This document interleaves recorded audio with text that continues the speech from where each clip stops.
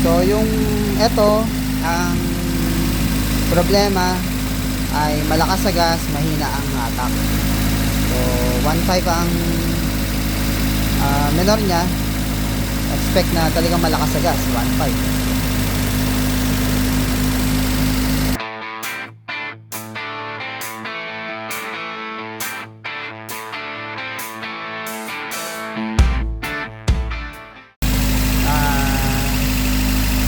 Unang napansin namin yung vacuum connection niya,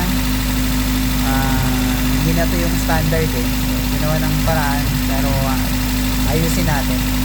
Tapos yung vacuum reading niya okay naman, mataas,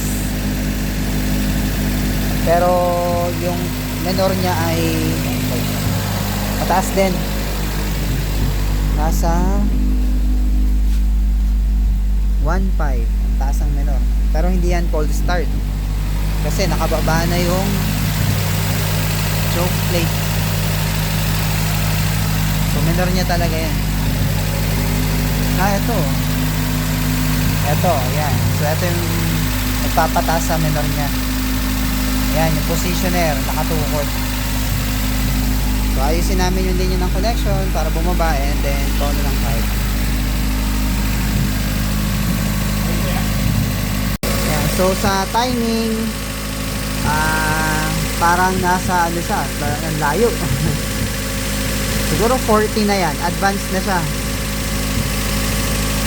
Pag hinugot, tanggalin mo yung ano, yung manifold, yung taas, vacuum, ganyan.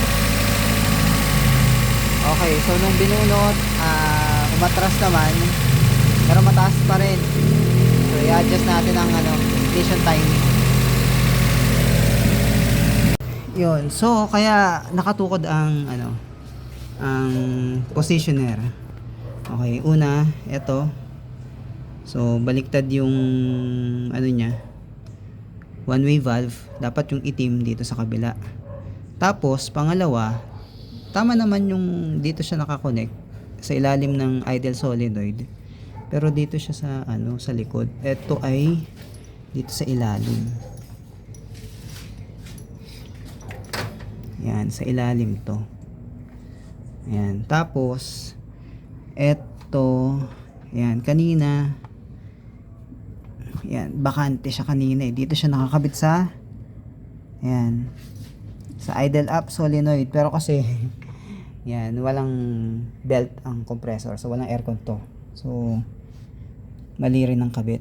Dapat ito dito siya. Yan.